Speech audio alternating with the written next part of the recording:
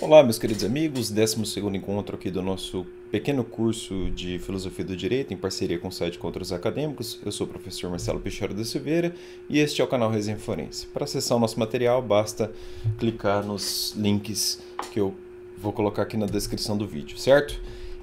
Essa é a 12ª aula, né, como eu já falei, e hoje a aula é intitulada Avisos Importantes sobre a História do Direito. Eu faço questão de colocar um tópico assim, principalmente para os graduandos, que não podem confundir a história do direito com um pitoresco evolucionismo legislativo. Vou explicar melhor essas questões logo mais, na própria aula. Lembrando que o pequeno curso aqui é uma tábua geral de gnoseologia, né? É uma forma de situá-los dentro do espectro filosófico jurídico e aí nós podemos inserir a historiografia jurídica, por que não, não é? E eu gostaria de salientar que a aula de hoje é muito baseada na obra de Ricardo Marcelo Fonseca, intitulada Introdução Teórica à História do Direito. Para não ficar tão enjoativa no caderno e tão repetitivo as referências em rodapé, e por honestidade intelectual, eu adotei a técnica de citar assim, obra do autor, nas formas que eu costumo citar, mas eu coloquei página tal e seguintes, tá? Então, as referências ipsis literis não estão necessariamente linkadas no nosso caderno com a página exata. Está dentro de um grande tópico, página tal e seguintes, tá? Dentro da obra do Ricardo Marcelo Fonseca. E eu recomendo que você aí que me assiste compre e leia este livro, Introdução Teórica à História do Direito. Seguramente foi um dos livros que mais repercutiram na minha mentalidade. Foi um amadurecimento teórico muito importante. Até hoje eu penso muito nesse livro, tá? Então vamos lá. Hoje vai ser uma aula bem longa, se comparada às demais. Seguramente a gente vai passar de 20 ou 30 minutos, se não chegar a 1 hora, tá? Então vocês vão ver aí que eu coloquei no primeiro tópico do caderno o item historiografia. Num contexto diferente, né, desse pequeno curso, eu adverti, num texto de minha autoria, que os processualistas, é óbvio que se eu adverti foi num texto de minha autoria, mas vamos assim mesmo, eu adverti que os processualistas brasileiros ainda não contam com uma legítima historiografia processual. Eu escrevi o seguinte: pouco se escreveu a respeito da história do processo, pois ainda se acredita que fazer historiografia é narrar, em lógica perfeita, uma sucessão de diplomas normativo-processuais que existiram no tempo. Eu escrevi isso num texto chamado Miguel Reale e o Direito Processual, lá na Revista Brasileira de Direito Processual, a RBD-Pro de Minas Gerais, edição número 98. Esse alerta aí pode ser alargado para a categoria do jurista, né? Não só para o processualista, mas como um jurista, para o jurista como um todo. Por alguma razão, o círculo de colegas do direito parece supor que a história seria uma sucessão fática, um desencantamento de ocorrências, um deslocar dos tempos para o momento atual, não é? Segundo Ricardo Marcelo Fonseca, naquela obra que eu citei ainda no começo da aula, há um senso comum dos juristas, um imaginário de que o direito atual, o moderno, é o ápice de elaborações jurídicas de todo um antecedente. É a única ungida com a água benta da racionalidade. O direito, frequentemente, é visto como o resultado final de uma evolução histórica, onde tudo aquilo que era bom no passado vai sendo sabiamente assimilado e decantado. É o que a gente percebe em obras de dogmatas, não é? Uma pseudo-historiografia jurídica. É por isso que eu decidi abrir esse tópico aqui no nosso pequeno curso de Filosofia do Direito, para alertá-los desse grave problema. Pare, você que me assiste, de acreditar que a historiografia se confunde com o amontoado de fatos datados. Uma legítima história do direito é necessariamente uma abordagem teórica que se localiza dentro dos limites da disciplina da história.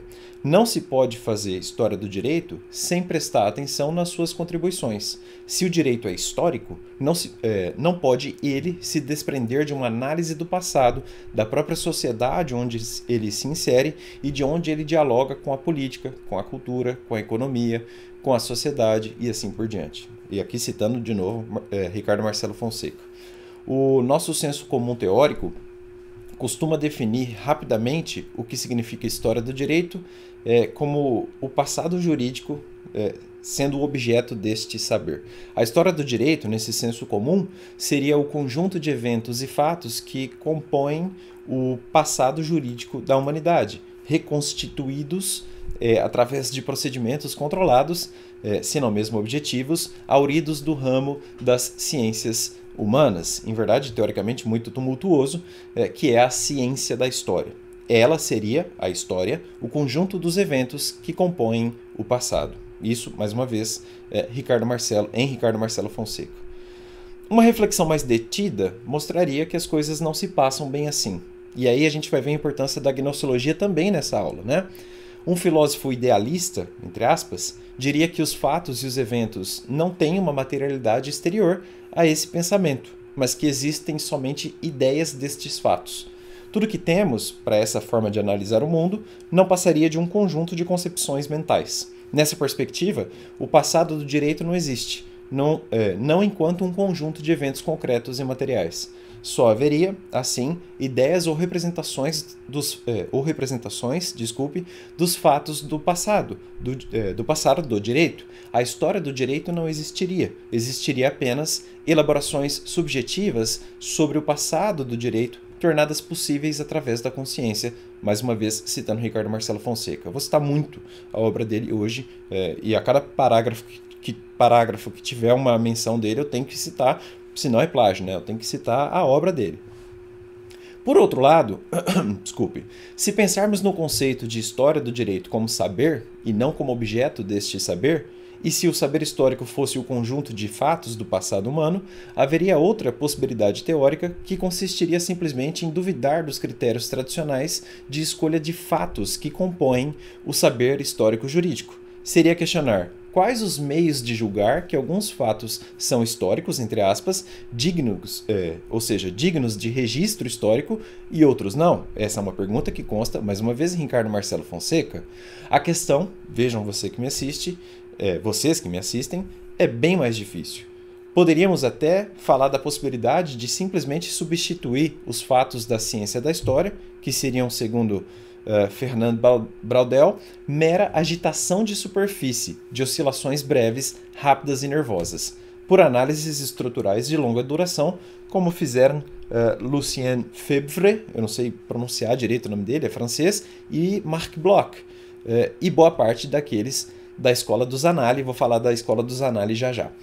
Aí, os eventos perderiam importância, pois para os Zanalli, a escola dos Zanalli, sobre a qual, repito, tratarei mais tarde, o nível dos fatos é o mais pobre dentro da análise histórica. Deveriam ser privilegiadas as visões problematizantes em termos de de conjuntura e estrutura, lendo aqui Ricardo Marcelo Fonseca. Minha garrafa aqui quase caiu. Deixa eu só corrigir um errinho aqui de digitação do caderno.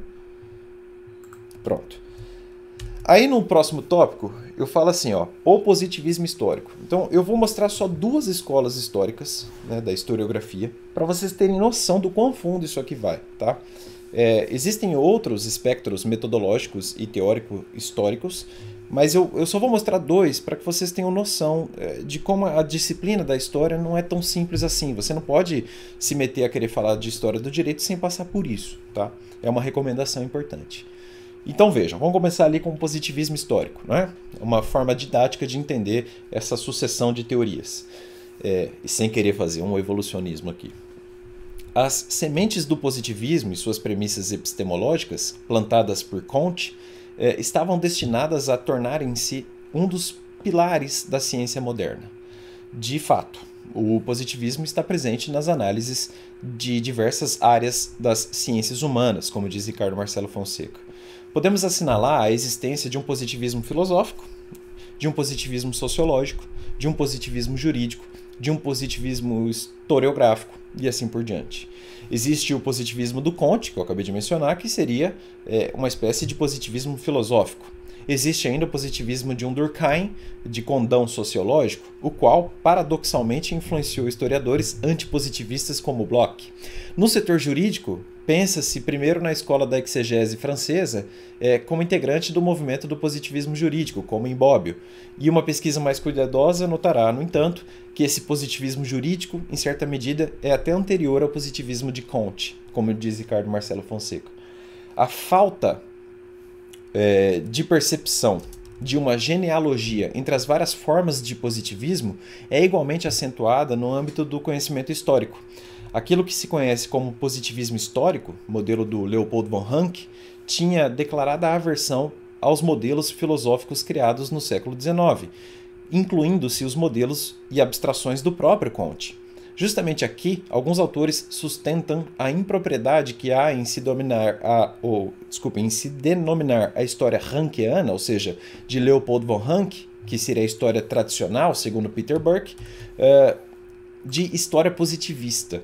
Defenderam essa tese, por exemplo, Ronaldo Weinfass e Hélio Rebelo Cardoso Jr., os dois citados por Ricardo Marcelo Fonseca. A história rankeana, né, de Leopold von Ranke, é carregada de influências bem heterodoxas.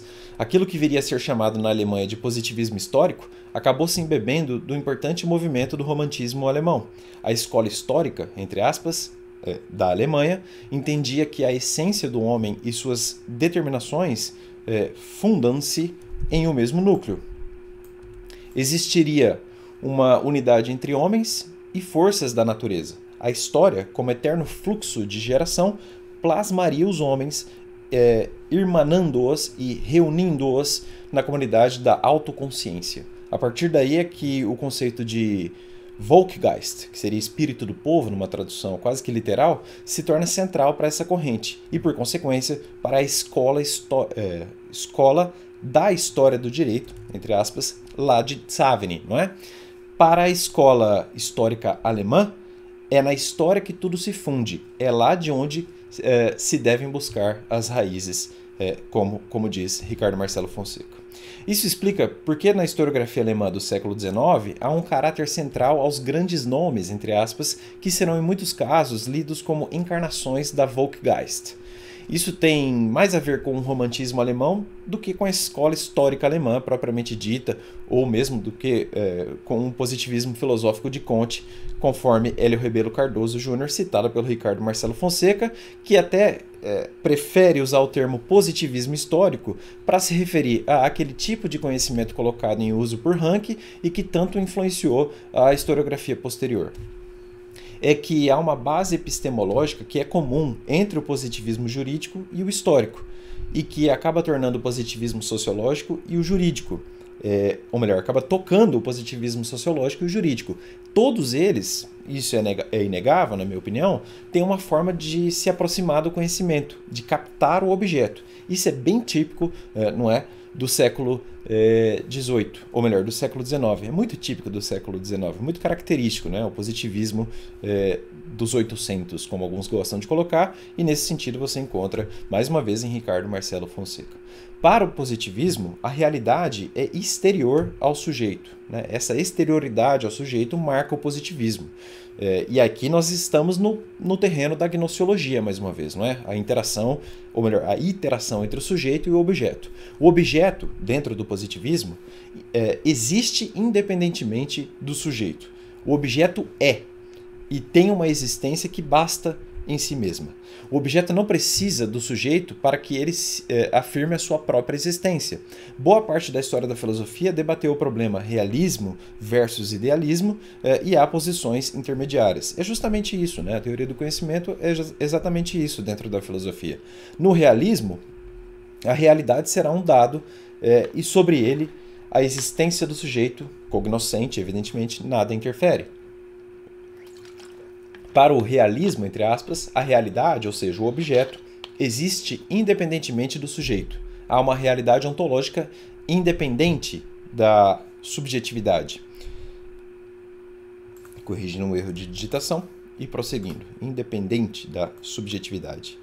Essa é exatamente a posição do positivismo, que poderia ser uma das correntes realistas, entre aspas. O realismo, mais uma vez colocado entre aspas, e aqui está o positivismo, repetindo, coloca forte acento no objeto da relação cognitiva e, portanto, da relação gnoseológica.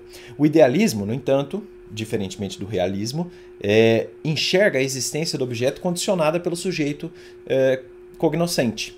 O mundo real só se tornava possível em vista da existência de uma consciência, na razão subjetiva, para a modernidade. O mundo seria constituído de atos mentais. O idealismo acentua, na operação do saber, a figura do sujeito, como escreve Ricardo Marcelo Fonseca. Para o positivismo, o objeto existe em si, ou seja, é uma tendência realista, não é? Independentemente de quem observa. Ele, ou seja, o positivismo, é dessa maneira e tem um estatuto que lhe é próprio. No positivismo, sujeito e objeto são entidades radicalmente diversas e independentes, já que é o objeto que deve ocupar uma posição central no processo cognitivo. O sujeito, dotado de outro estatuto ontológico, está na posição de observante, entre aspas, exterior ao objeto, devendo permanecer do lado de fora e em posição de não interferir no objeto, sob pena de transformar a operação cognitiva em algo não objetivo e subjetivar a análise, o que seria um supremo pecado dentro dessa proposta gnoseológica, é o que escreve Ricardo Marcelo Fonseca. Se existem leis invariáveis na natureza e na sociedade, a sociedade pode ser estudada da mesma maneira que são estudadas as ciências naturais, ou seja, a partir dos mesmos métodos e dos mesmos processos ali utilizados. O objeto deve ser buscado pelo cientista.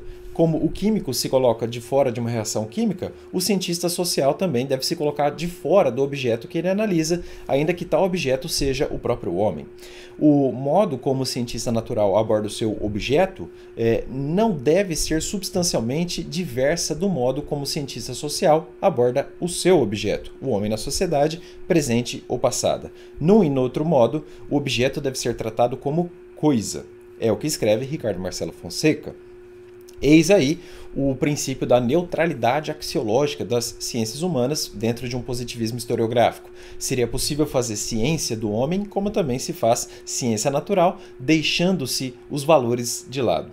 A função do sujeito cognoscente, ou seja, do pesquisador, do historiador, seria a de captar os fatos por um método controlado, positivista, de modo objetivo, deixando-se os valores de lado, como escreve mais uma vez Ricardo Marcelo Fonseca.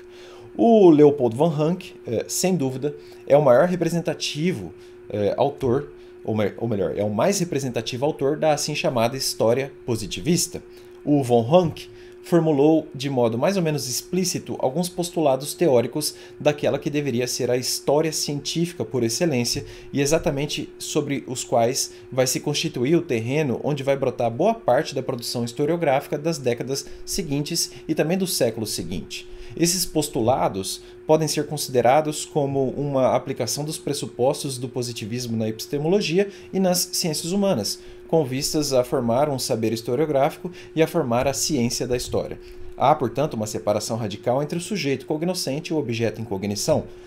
O objeto, na história, seriam os fatos históricos. Deixa eu só corrigir um erro de digitação. Objeto, vou colocar assim, é constituído de fatos históricos.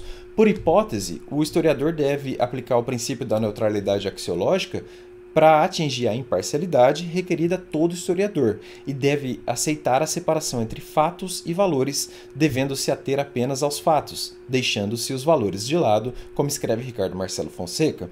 É perceptível, nessa afirmação rankiana, a estrita separação e, portanto, dualidade entre fatos, que seriam os fatos históricos, aquilo a ser conhecido, de um lado, e dos valores, aquela instância axiologicamente carregada, o historiador, o sujeito cognoscente, de outro. Essas duas entidades são concebidas como ontologicamente separadas. Para o positivismo, a história existe em si, ela não depende da percepção que o sujeito, ou seja, o historiador, dá a este objeto. Leva-se o pressuposto da exterioridade do real até as últimas consequências. O conhecimento é a representação do real. Já que existe essa configuração histórica em si mesma, é consequente a conclusão no sentido de que toda estrutura histórica, real, identificável, pode ser, toda ela, captada pelo saber. Assim, se o saber objetivo, entre aspas, livre que é de resquícios axiológicos do sujeito, tem a vocação de ser um espelho fiel do próprio objeto, o conhecimento histórico teria a capacidade de espelhar o passado histórico de modo fiel, mais uma vez citando Ricardo Marcelo Fonseca. Eis aí o que vocês vão ouvir falar entre os historiadores de teoria do reflexo, de Leopold van Ranke. A ideia é essa: o passado histórico tem apenas que ser refletido e cabe ao historiador desempenhar nesse processo uma função apenas mecânica. O historiador não deve pretender recriar a paisagem que lhe está adiante, que é o passado, mas, pelos passos metodológicos aconselhados, fazê-lo refletir fielmente sem a interferência dos valores do historiador, mais uma vez citando Ricardo Marcelo Fonseca.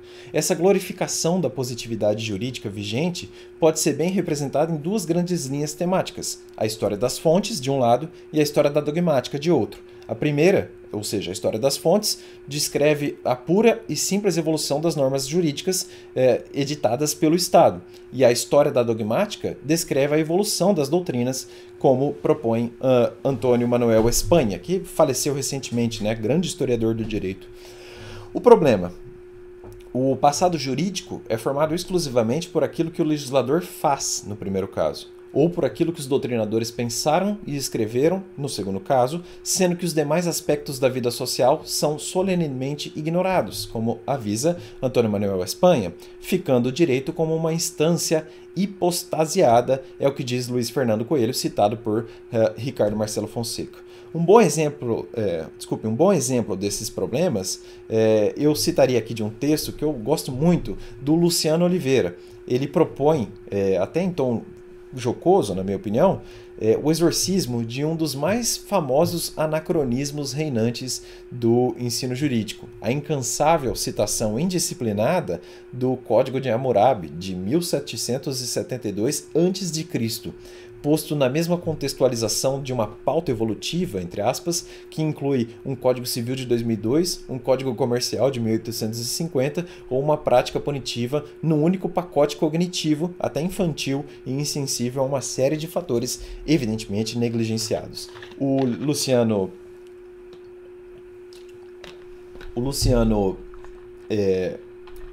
Oliveira, nesse texto, escreveu o seguinte, é muito bom esse texto dele. Tá aí no nosso caderno a referência, é só jogar no Google, né? Não fale do Código de Hammurabi, exclamação. Ele escreve: esse tipo de história, que muito grosso modo poderíamos classificar como pertencendo à linha de evolucionismo, onde as normas e valores do presente já existem em um embrião no passado mais longínquo, está, de um modo geral, em desuso entre os historiadores há bastante tempo. Vejam bem, não se trata de descartar inteiramente uma história desse tipo, mas advertir contra o seu uso inocente. O seu desuso atual, por exemplo, não significa necessariamente que esse tipo de história não possa ter lugar. O problema é que o jurista-autor, semelhantemente ao personagem de Molière, que fazia prosa sem o saber, adota um viés evolucionista sem consciência do que está fazendo. Um evolucionismo, aliás, que em tudo se assemelha ao cumprimento de um simples ritual, pelo fato de essas incursões históricas não serem o fruto de uma pesquisa original, mas, via de regra, uma compilação de informações e autores, os mais diversos e variados, muitas vezes colocados lado a lado, sem um fio que os costure, hauridos, mais uma vez, em manuais ou livros de divulgação e não em literatura especializada e específica. É de se perguntar para que serve, afinal, como vi recentemente, e ainda citando aqui e lendo a lição do Luciano Oliveira, para que serve, afinal, como vi recentemente, ele escreve, numa dissertação tratando de problemas trabalhistas brasileiros no começo do século XXI, a menção ao Código de Hammurabi com a primeira codificação a consagrar um rol de direitos comuns a todos os homens, o que é sem dúvida um anacronismo, e anacronismo ainda maior como precursor do moderno salário mínimo. Quer dizer, uma coisa não tem nada a ver com a outra, não é? Vejam, falei um pouquinho de positivismo histórico, e vejam como a coisa já faz refletir, né? Você já começa a pensar, opa, talvez o que eu li não é história do direito, né? Nos manuais por aí.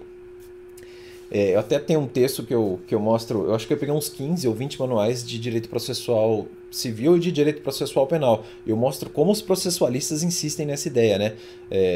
Processualistas civis que querem contar uma história do direito processual, narrando simplesmente, sei lá, o CPC da Guanabara, depois o CPC de 39, depois o CPC de 73 e o de 2015. Isso não é, essa sucessão legislativa não é uma historiografia processual, tá?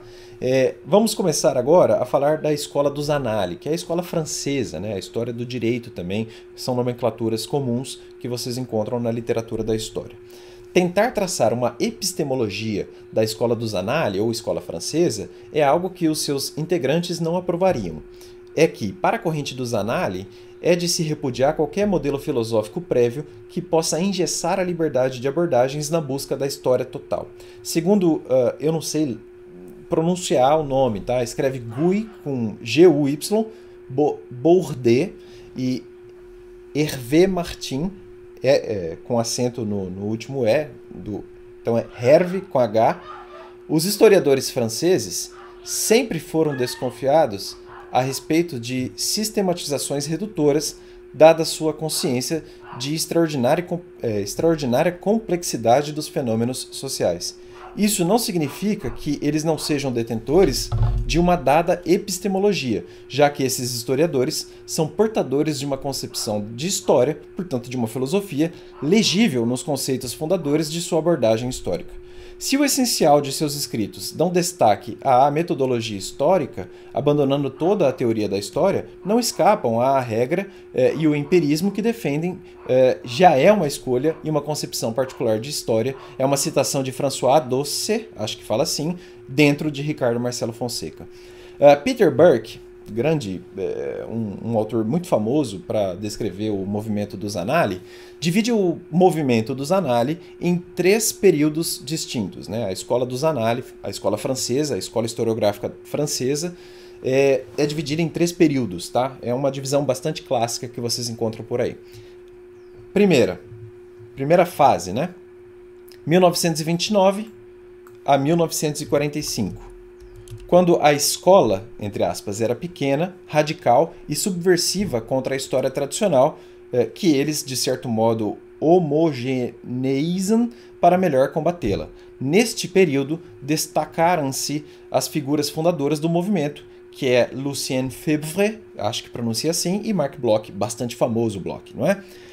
O segundo momento, ou a segunda fase, chame como quiser, parte de 1945 e chega até 1968. Começa em 1945 porque não tem nada a ver com a Segunda Guerra Mundial. É porque é o ano seguinte da morte de Bloch, do Marc Bloch. E aqui o movimento efetivamente se transforma em escola, né? Já começa a ser chamado de escola, com conceitos próprios e métodos inovadores para a época. Foi nessa fase que os Annales estabeleceram um grupo hegemônico no cenário intelectual francês. O representante mais significativo dessa parte foi Fernand Braudel, grande historiador também. Eu não sei pronunciar francês, tá, pessoal? Me desculpe por qualquer equívoco de fala.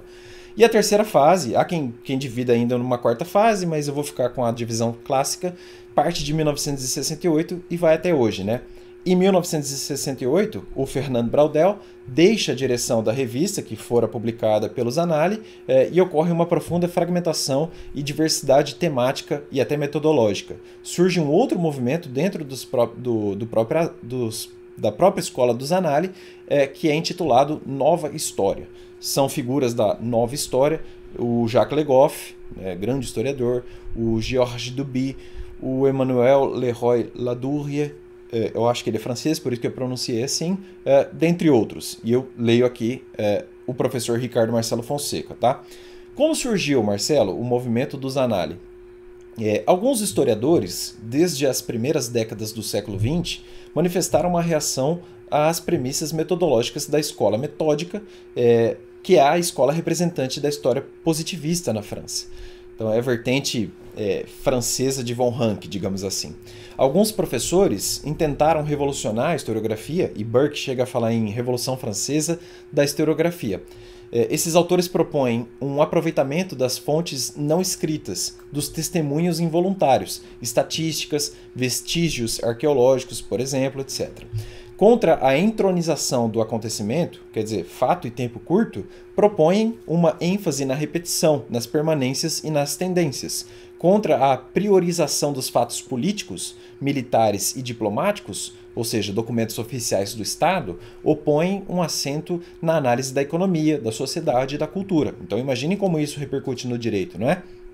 Um historiador dos Annales é, por excelência, partidário de uma história que pretende compreender e problematizar, ao passo que os integrantes da história tradicional raramente arriscam alguma interpretação, como escreveram, eu repito que eu não sei ler francês, seria Guy Bordet, eu acho, e Hervé Martin, ambos citados por Ricardo Marcelo Fonseca nesse contexto.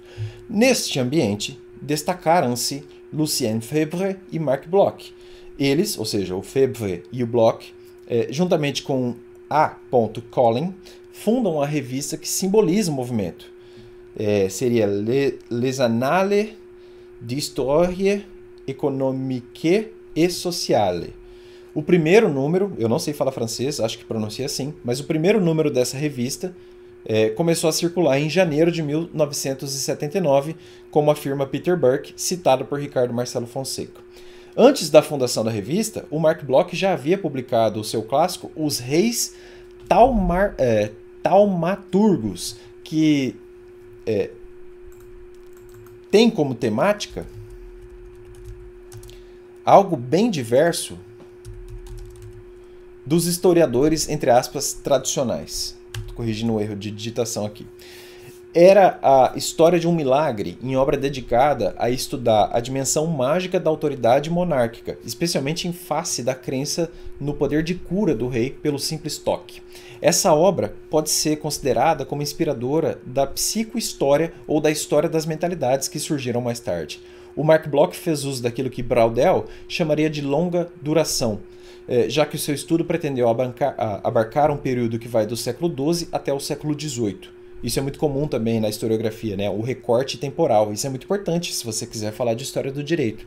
O Marc Bloch, mais tarde, desenvolveria suas premissas teóricas e se tornaria o maior medievalista do seu tempo, ao publicar, nos anos 1930, sua obra mais conhecida, La Société Feudale, que seria a Sociedade Feudal, como explica Ricardo Marcelo Fonseca. Outro exemplo de quebra com a historiografia anterior foi dado pelo Febvre, que escreveu uma obra com título francês, eu vou ler direto a tradução, tá? O problema da incredulidade no século XVI, a religião de Rabelais. Esse livro foi o principal inspirador da história mental, né? A história das ideias. O tema central era a impossibilidade de se colocar o problema da descrença no século XVI, porque alguns autores, como Lefranc, desejaram mostrar que Rabelais seria um livre pensador ateu da época. Segundo Febvre, o ateísmo no século XVI implicava apenas um desvio com relação à religião oficial, que ocupava todas as esferas da vida cotidiana das pessoas. Nesse sistema, o ateísmo é inconcebível. Os gracejos que ornam os romances de Rabelais, especialmente Gargantua e Pantagruel, não passariam de familiaridades anódicas frequentes nos discursos dos franciscanos da época, que não podem ser tomadas de maneira alguma como ateias. Febvre critica os historiadores que procederam neste aspecto por um anacronismo, leram um texto do século XVI com os olhos de um homem do século XX. E aí o Ricardo Marcelo Fonseca, que eu estou lendo aqui, né, um resumo da obra dele, citando aquele Bordet e o Hervé Martin. Com o desaparecimento de Marc Bloch nos campos de concentração nazista em 1944, então Bloch foi vítima do nazismo, o Febvre enxerga em muitos... Então, corrigindo aqui, com o desaparecimento de Marc Bloch nos campos de concentração nazistas, no plural, em 1944, o Febvre enxerga em muitos de seus discípulos, como Mandrot e Charles Mozart, acho que fala assim, o espírito, entre aspas, dos Annales. O legítimo sucessor de Febvre na condução dessa nova historiografia seria justamente Fernand Braudel. Ele estudou história na Sorbonne e lecionou de 1923 até 1932 na Argélia. O Mediterrâneo seria o objeto do seu grande livro. Conheceu Febvre nesse período, tornando-se dele um grande amigo. O Febvre o convence a transformar o tema de sua tese, ainda em gestação, que era a política mediterrânea de Filipe II, para o Mediterrâneo na época de Filipe II, segundo Guy Bourdet e Hervé Martin, citados, na verdade, por Ricardo Marcelo Fonseca. Essa mudança demonstra bem a tônica dos trabalhos posteriores de Braudel, mais uma vez lendo aqui a obra do professor Ricardo Marcelo Fonseca. O Braudel fica preso quase todo o período da Segunda Guerra Mundial, mas conseguiu rascunhar sua tese de doutorado, segundo Peter Burke. Surge daí a sua obra máxima, O Mediterrâneo e o Mundo Mediterrâneo na época de Felipe II. Ele defende a sua tese em 1947 e a publica em 1949. Os historiadores dizem que esse livro pode ser considerado uma obra-prima, até mesmo os críticos da obra. Por quê? Porque ele conseguiu transformar de modo decisivo a visão do historiador sobre o tempo e o espaço, como diz Peter Burke. A obra do Braudel teve envergadura ainda maior com a publicação de sua monumental Civilização Material, Economia e Capitalismo, séculos XV a XVIII, em 1980.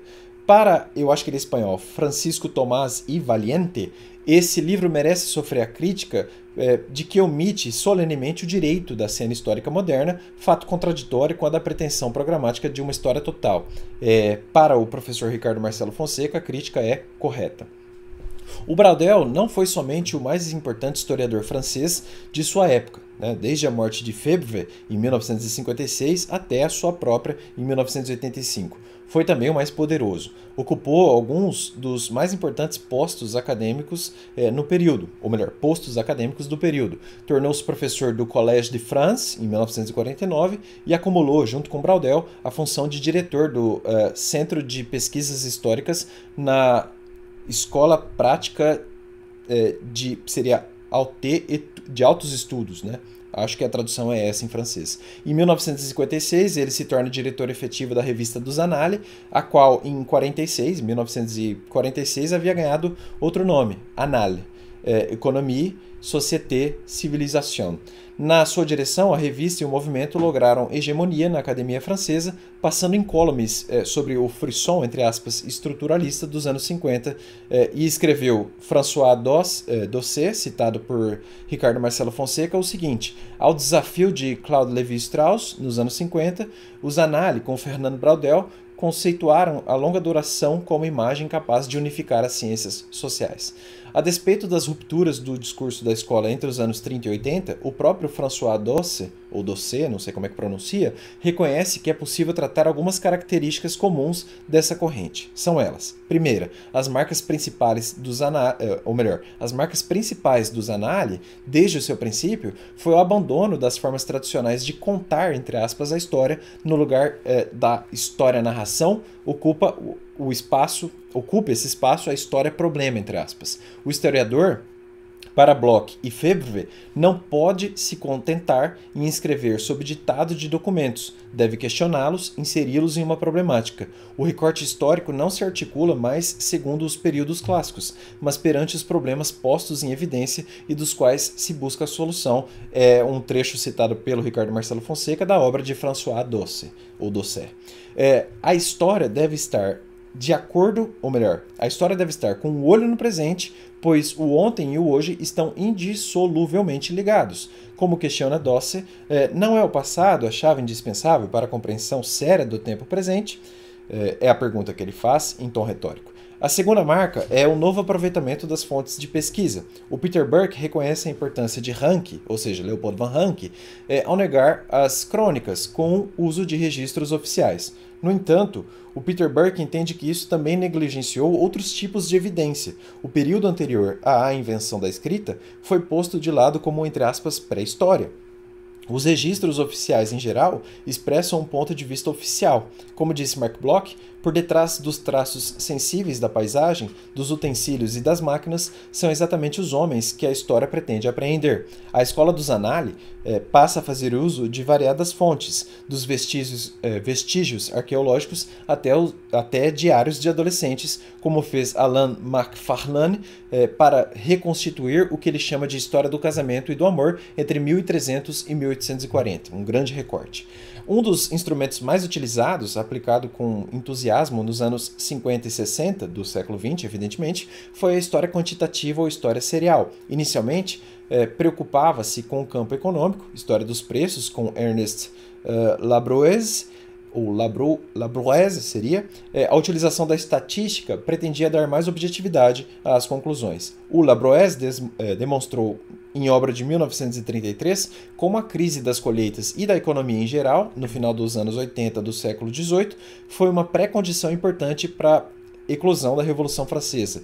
Essa história quantitativa descamba depois na história demográfica, atingindo os domínios da história social e da história mental.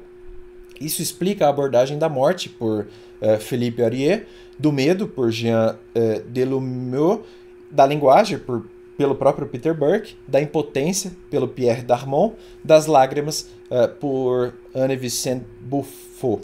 Esse novo vetor teórico abre uma via para a história vista de baixo, entre aspas, e para a história dos vencidos, entre aspas também, que não teriam lugar numa perspectiva eminentemente política. A terceira marca aí do Zanalli seria a cisão dos planos apreciáveis no estudo histórico. O Fernand Braudel dá mais rigor a essa nova abordagem. Naquela obra lá sobre o Mediterrâneo, o Braudel decompõe a história em 3 planos desdobrados. Um tempo geográfico, um tempo social e um tempo individual, ou seja, história estrutural, história conjuntural e história factual. Existiria, segundo Braudel, à superfície, uma história dos acontecimentos que se inscreve no tempo curto. A meia encosta, uma história conjuntural que segue em ritmo mais lento. Em profundidade, uma história estrutural de longa duração que põe em causa séculos. Isso é uma menção ipsis literis pelo Ricardo Marcelo Fonseca da obra do Braudel. A história dos acontecimentos seria um nível mais pobre do discurso histórico. A conjuntura seria o tempo médio, o tempo da história social, o espaço de décadas. A longa duração, entre aspas, ou o nível estrutural, seria o das correntes marítimas, invisíveis da superfície, mas decisivas na explicação da história. Braudel insiste com a ideia de uma geohistória, entre aspas, lenta e decisiva como recurso explicativo. Essa influência se mostrou importante nas obras de Febvre e de Marc Bloch, assumindo posição central nas obras de Braudel. Em sua tripartição temporal, Fernand Braudel pode, assim, ter acesso à história quase imóvel, para ele primordial, em uma arquitetura na qual a geohistória se identifica, portanto, como uma duração mais longa. É o que diz François Dosse, ou Dosset. Não sei pronunciar francês, tá, gente? Repetindo. Essa ligação de geografia se explica pelo esforço multidisciplinar do Zanalli. E a quarta marca aí do movimento da escola francesa é o seguinte: os historiadores do Zanalli buscaram uma história total, entre aspas, ou história síntese, que penetrasse em todos os domínios das ciências humanas. Condenava-se à compartimentalização estreita do saber.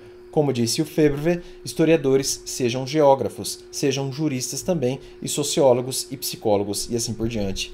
É o que diz Ricardo Marcelo Fonseca, bem resumindo aqui o contraponto entre o positivismo histórico de um lado e a escola do Zanalli do outro. E vejam, só mostrei 2 aspectos da teoria da história. A coisa vai muito mais longe, os historiadores discutem bastante isso, e às vezes eu acho que eles ficam muito mais no método do que nos fatos, né? Então é preciso tomar um pouco de cuidado aqui também, sem querer criticar os amigos da história.